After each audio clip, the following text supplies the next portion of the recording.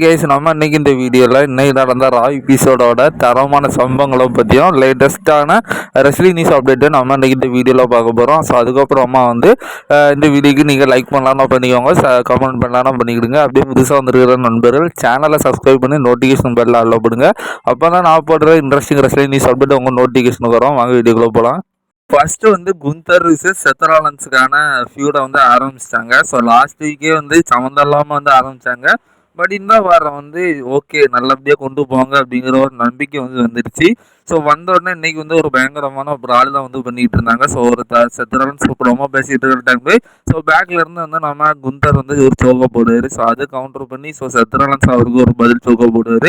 So அதுக்கப்புறம் மாறி மாறி ரெண்டு பேரும் அடிச்சு விடுவாங்க. ஸோ மாறி மாறி தரமான ஒரு கொலவெறி தாக்குதல் மாதிரி ஸோ இன்னைக்கு இந்த மேட்ச் அதாவது இந்த ஒரு ஆள் அமைஞ்சிச்சு. ஸோ தரமாக இருக்குது. ஸோ இதை இன்னும் ஒரு வாரத்துக்கு பார்த்திங்கன்னா நல்லபடியாக கொண்டு போய் ஸோ ரெஸ்ல்மனியாவில் கண்டிப்பாக மேட்சஸ் நல்லா கொடுப்பாங்க. பட் ஏதோ ஒன்று எனக்கு இந்த ஃபியூர் நல்லா இருக்குது. ஓகே, ஸ்டார்ட் பண்ண வரைக்கும் நல்லா இருக்குது. பட் எனக்கு இந்த மேட்ச் ஒரு நேச்சுரலாக கொண்டு போய் வச்ச மாதிரி இல்லை. ஸோ திணிச்சது மாதிரி இருக்குது. ஸோ அது மட்டும் தான் எனக்கு இந்த மேட்ச்சில் அதாவது இந்த ஃபியூடை பொறுத்த வரைக்கும் ஒரு குறையாக இருக்குது. மற்றபடி ஃபியூட் வைஸ் நல்லா கொண்டு போகிறாங்க. அடுத்ததாக டீமான் ஃபின் பெலருக்கான ஃபேன்ஸுகளுக்கு ஒரு நல்ல செய்தி. அதாவது டீமான் ஃபின் பெலருக்கு ரெஸ்ல்மேனியா 42 மேட்ச் இருக்க போகுது. ஸோ ரொம்ப நாள் சில வருஷங்கள் கழிச்சு பார்த்திங்கன்னா நம்ம திரும்ப டீமான் ஃபின் பெலரை பார்க்க போகிறோம். ஸோ டீமான் ஃபின் பெலர் டாமினிக் மிஸ்டீரியோ மேட்சை கன்ஃபார்ம் பண்ணிட்டாங்க. ஸோ இதிலிருந்தே தெரியும் மேக்ஸிமம் டீமான் ஃபின் பெலர் ஜெயிக்கிறதுக்கான வாய்ப்புகள் இருக்குது. ஏன்னா WWE ஸோ லாஸ்ட் ஒரு 2 மேட்சை டீமான் ஃபின் பெலர் WWE தோக்க வச்சாங்க. ஒருக்கா ரோமன் ரெஸ்ட்டை தோக்க வச்சாங்க, இன்னொருக்கா எஜ்ஜுக்கிட்ட தோக்க வச்சாங்க. ஸோ ரெஸ்ல்மேனியா 39 நினைக்கிறேன். ஸோ அதுக்கப்புறம் டீமான் ஃபின் பெலரை கொண்டு வரல. ஸோ கிட்டத்தட்ட 2 வருஷம் கழிச்சு திரும்ப கொண்டு வராங்க. ஸோ இந்த மேட்ச்சில் மேக்ஸிமம் டீமான் ஃபின் பெலரை தோக்க வைக்க மாட்டாங்க. ஜெயிக்க வைக்கிறதுக்கு அதிகபட்சம் வாய்ப்புகள் இருக்குது. இப்போ அடுத்ததாக பிராக் Lesnar versus ஓபா ஃபேமிக்கான contract signing match அதாவது கான்ட்ராக்ட் சைனிங் தான் நடந்துச்சு. பட் அதை தரமாக பண்ணி விட்டாங்க. ஸோ அதாவது கடந்த ஒரு 2-3 வாரமாக ஸோ பிராக் லெஸ்னரால் ஓபா ஃபேமி தொடக்கூட முடியல. ஸோ எவ்வளோ பெரிய பீஸ்டின் கார்னர் கடந்த ஒரு 25 வருஷமாக அவர் தான் WWE ஒரு பெரிய பீஸ்ட். பட் அவராலே தொடக்கூட முடியலை. 3 வாரமாக போராடியும் பார்த்தாரு. பட் ஒரே அடியில் பிறந்துடுறாரு ஓபா ஃபேமி. ஸோ அதனாலே இன்னைக்கு பிராக் லெஸ்னர் கடும் கோபத்தில் தான் வந்திருந்தார். ஸோ ஃபர்ஸ்ட் அவர் உள்ள என்ட்ராயிருவாரு. ஸோ அதுக்கப்புறம் ஓபா ஃபேமி உள்ளாரு. ஸோ உள்ள வரதுக்கு முன்னே பிராக் லெஸ்னர் ஓபா ஃபேமி அட்டாக் பண்ண ஆரம்பிச்சிடுவாரு. பட் ஓபா ஃபேமி பதிலுக்கு அட்டாக் பண்ணுவாரு.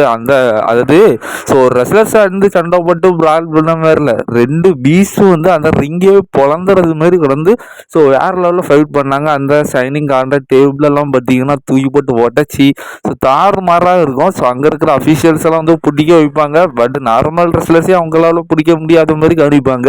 ஸோ 2 பீஸ்ட் வேற சண்டை போடுறாங்க, முடியுமா? ஸோ பிடிக்கவே முடியாது. ஈவன் ட்ரிபிள் ஹெச் உள்ள நிற்கிறாரு, ஆடம் பேஸ் உள்ள நிற்கிறாரு, கதை நடக்க கூட இல்லை.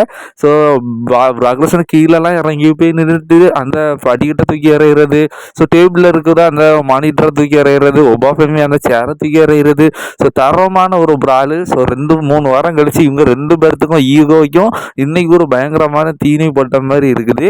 பட் ஒன்று மட்டும் சொல்லி ஆகணும். ஸோ பிராக்லெஸ்னருக்கு இந்த மேட்ச் ஒரு பெரிய சவாலாக இருக்க போது. ஸோ அவருக்கு ஈக்குவல் இல்லை. ஸோ அவரோட அவருக்கும் மேலே சொல்லி வச்சுன்னா தப்பாகிப்போம். ஸோ அவருக்கு ஈக்குவல், அதாவது கடந்த 25 வருஷமாக பிராக் லெஸ்னருக்கு இந்த மாதிரி ஒரு சிங்கம் தான் அவருக்கு நம்ம ஆப்பனண்ட்டாக இருக்கணும்னு எதிர்பார்த்தோம்.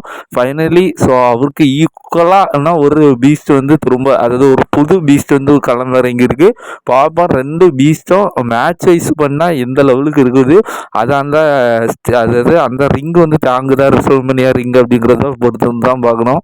அடுத்ததான் நான் கடைசியாக போட்ட ஒரு அப்டேட் வீடியோவில் சொல்லியிருந்தேன். ஸோ நம்ம WWE ஒரு புது மேட்ச் கன்ஃபார்ம் பண்ண போகிறாங்க. அது Usos and LA Knight versus நம்ம விஷன் டீம் அண்ட் ஐசோ ஸ்பீடுக்குள்ள ஒரு 6 man tag team match confirm பண்ண போகிறாங்கன்னு சொல்லியிருந்தோம்ல. ஸோ அது ஃபைனலி இன்னைக்கு ரா எபிசோடில் கன்ஃபார்ம் பண்ணிட்டாங்க. அதில் ஒரு ஃபன்னியான விஷயம் என்னென்னா, ஸோ ஐசோ ஸ்பீடுக்கு எதுக்கடா நான் உள்ளே வந்தேன் ஆகி போச்சு. ஸோ உள்ளே, அதாவது அவர் அந்த அன்னைக்கு போனவர் நடந்த விஷயம் தெரியுங்களா, அவர் அந்த சீட்டிங் பண்ணியிருக்க மாட்டார். பட் இருந்தாலும் அது யூஸ் பண்ணி இந்த விஷன் டீம் ஜெயிச்சிருப்பாங்க. அது மட்டும் இல்லாமல் அவர் விருப்பம் இல்லாமல் இப்போ அந்த மேட்ச்சில் வர கோத்து விட்டார் ஆடம் பேஸ். கண்டிப்பாக ரெஸ்ல்மேனியா 42ல் ஒரு தரமான என்டர்டைன்மெண்ட்டுக்கு ஸோ ஐசோ ஸ்பீடு கேரண்டி. அடுத்ததா ஃபைனலி வந்து நம்ம 619 ரே மிஸ்டீரியோ வந்து இன்னைக்கு ரிட்டர்ன் வந்துட்டாரு. ஸோ ஒருவேளை லாஸ்ட் வீக் வந்து அவர் ரிட்டர்ன் வந்திருந்தா ஒருவேளை குந்தர் விசஸ் செத்துக்கான மேட்ச் நடக்காம இருந்திருக்குமா அப்படிங்கிற உங்களுடைய கருத்தை கமல தட்டுங்க. அடுத்ததா டபிள்யூடபிள்யூக்கு டிக்கெட்டு விலை, அதாவது டிக்கெட்டை வாங்குங்க வாங்குங்கன்னு தான் சொல்லிட்டு இருக்காங்க. ஸோ அந்த அளவுக்கு அவங்களோட ப்ரொமோஷன் காரியம் எங்கே போய் நிற்குதுன்னா, லாஸ்ட் வந்து பேட் மேக்கஃபி ஷோ வந்து நடந்துச்சு. ஸோ அதில் பேட் மேக்கஃபி அவரோட வாயால் சொல்லியிருப்பாரு. ஸோ யாருமே வந்து ரெஸ்ல்மேனியா 42 வந்து மிஸ் பண்ணாங்க. ஸோ அதில் நிறைய சம்பவங்கள் வந்து நடக்க போகுது. ஸோ இன்னும் கொஞ்சம் டிக்கெட் வந்து மீதி இருக்குது. ஸோ அதை தயவுசெய்து வாங்கி லாஸ் வேகஸ் வந்து மிஸ் பண்ணிடுறாங்கன்னு சொல்லியிருக்காரு. ஸோ இந்த லெவலுக்கு வந்து டபிள்யூடபிள்யூ இறங்கி டிக்கெட்டை வாங்குங்க வாங்குங்கன்னு சொல்லி ஸோ நான் இதுவரைக்கும் பார்த்ததில்லை. ஸோ அது குறிப்பாக சொல்லணும்னா டபிள்யூடபிள்யூ அந்த அளவுக்குலாம் இறங்க மாட்டாங்க. ஸோ ஃபேன்ஸும் அந்த ரெஸ்ல்மேனியான்னு வந்துடுச்சுன்னா ஸோ தரமாக என்ஜாய் பண்ணதுக்கு வாங்கிடுவாங்க. ஃபார் த ஃபர்ஸ்ட் டைம் நான் இந்த லெவலுக்கு ஸோ டபிள்யூடபிள்யூ கிட்டத்தட்ட பிச்சை எடுத்தது மாதிரி கேட்குறாங்க. ஸோ வாங்குங்கடா வாங்குங்கடா நீ. ஸோ பட் கொஞ்சம் கூட ஃபேன்ஸ் வந்து திரும்பி பார்க்கல. ஸோ நிறைய பிளான்ஸையும் சேஞ்ச் பண்ணி பார்த்தாங்க. பட் வந்து ஸ்பீடு இருந்த மாதிரி இல்லை. ஸோ ஏதோ என்னத்தை பண்ண போகிறாங்கன்னு தெரில. ஸோ பார்ப்போம். இவங்க இந்த அளவுக்கு லோகோவாக வந்து ஸோ ரெஸ்ல்மேனியாவுக்கு வந்து பெரிய ஆதரவு வந்து ஃபேன்ஸ் தராதனால ஸோ ஒருவேளை ஏற்கனவே பிளான் வச்சுருந்த சில மாற்றங்கள் ஏதோ ஒரு சர்ப்ரைஸு சில லெஜண்ட்ஸோட ரிட்டர்னாக பிளான் பண்ணியிருந்தா கூட ஸோ இதனால் டபிள்யூடபிள்யூ வந்து ஓரளவு நடத்தாமல் இருக்கலாமா அப்படிங்கிறது எனக்கு. அடுத்ததான் இந்த நாளில் தான் வந்து ஸோ ரெஸ்ல்மேனியா 30 நம்ம அண்டர்டேக்கரோட ஸ்ட்ரீக்கை ஃபஸ்ட்டாக வந்து 21-1 அப்படிங்கிற கணக்குல பிராக் லெஸ்னர் வந்து அந்த ஸ்ட்ரீக்கை முடிச்சு விட்டாரு. அடுத்ததாக டோனி டி ஏஞ்சலோ தான் இப்போ என்எக்ஸ்டியோட ஃபர்ஸ்ட் எவர் கிராண்ட் ஸ்லாம் சாம்பியனாக வந்து என்எக்ஸ்டியோட கிராண்ட் ஸ்லாம் சாம்பியனாக வந்து ஆயிருக்காரு. ஸோ அவரு வந்து என்எக்ஸ்டியோட சாம்பியன்ஷிப், அடுத்து என்எக்ஸ்டி என்ஏ சாம்பியன்ஷிப், அதாவது நார்த் அமெரிக்கா சாம்பியன்ஷிப், அடுத்ததாக NXT tag team championship, NXT heritage cup அப்படிங்கிற மாதிரி ஸோ என்எக்ஸ்டியில் இருக்கக்கூடிய ஸோ எல்லா சாம்பியன்ஷிப்பையும் வந்து ஜெயிச்சிருக்காரு. ஸோ இதனால் இவர் வந்து இப்போ ஃபர்ஸ்ட் எவர் என்எக்ஸ்டியோட கிராண்ட் ஸ்லாம் சாம்பியனாக வந்து ஆயிருக்காரு. அடுத்ததாக நீங்கள் என்ன ஸ்க்ரீனில் பார்த்துட்டு இருக்கிற ஸோ இந்த போஸ்டர் தான் ரெஸ்ல்மேனியா 31 அஃபிஷியல் போஸ்டர். இப்போ இந்த போஸ்டரில் இருக்கக்கூடிய ரெஸ்லர்ஸில் இப்போ டபிள்யூடபிள்யூல ஆக்டிவாக இருக்கிற ரெஸ்லர்ஸ் 2 ரெஸ்லர் தான். ஸோ அது பிராக் லெஸ்னரும் ரோமன் ரெயின்ஸோ தான். ஸோ மீதி எல்லாரும் வந்து அண்டர்டேக்கர், ஜான்சன், ட்ரிபிள் ஹெச், ஸ்டிங்கு, அதுக்கப்புறம் யார் இன்னொருத்தர் டேனியல் பிரைன். ஸோ இவங்க எல்லாருமே வந்து இப்போ டபிள்யூடபிள்யூல இல்லை. ஸோ ரிட்டைர்மெண்ட் ஆகிட்டாங்க. ஸோ இப்போ பிராக் லெஸ்னர் இந்த வருஷம் ரிட்டைர்மெண்ட் ஆக போகிறாருன்னு எதிர்பார்க்கப்படுகிறது. அடுத்ததாக இது இன்னொரு கோஇன்சிடன்ஸ் பாருங்கள். 2024 வந்து நம்ம ஆஸ்டின் திரி வந்து ஸ்மாக்டவுனோட டைட்டின் சாம்பியன்ஸாக இருந்திருப்பாரு.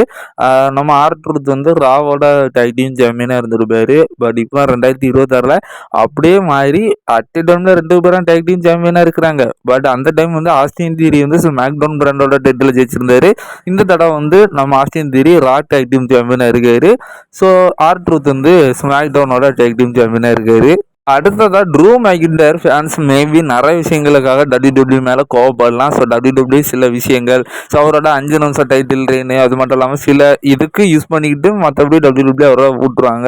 ஸோ இதனால நிறைய ஃபேன்ஸ் வந்து டபிள்யூடபிள்யூ மேலே கோவப்படுறாங்க. பட் நம்ம ட்ரூ மேக்கின்டயர் ரீசெண்ட் டைமில் ஒரு இன்டர்வியூவில் இருந்திருக்காரு. ஸோ அதில் அவருக்கு எந்த ஒரு அப்ஜெக்ஷனும் எந்த ஒரு பிரச்சனையும் கிரியேட்டிவ் கண்ட்ரோல் மேலே எனக்கு எந்த ஒரு கோபமும் இல்லை அப்படிங்கிற மாதிரி சொல்லியிருக்காரு. ஆபியஸாக எனக்கு வந்து பர்சனலில் வந்து எனக்கு வருத்தமாக தான் இருக்குது. ஸோ சில விஷயங்கள் எனக்கு கரெக்டாக நடக்கலை அப்படிங்கிறது. But as a professional wise பார்த்தோம் அப்படின்னா நான் வந்து இப்போ கரெக்டான பாதையில் தான் போயிட்டுருக்கேன். ஸோ இதனால் இது என் பிஸ்னஸ். ஸோ அதனால் என்ன அது வந்து முடிவு எடுக்கிறது தான்.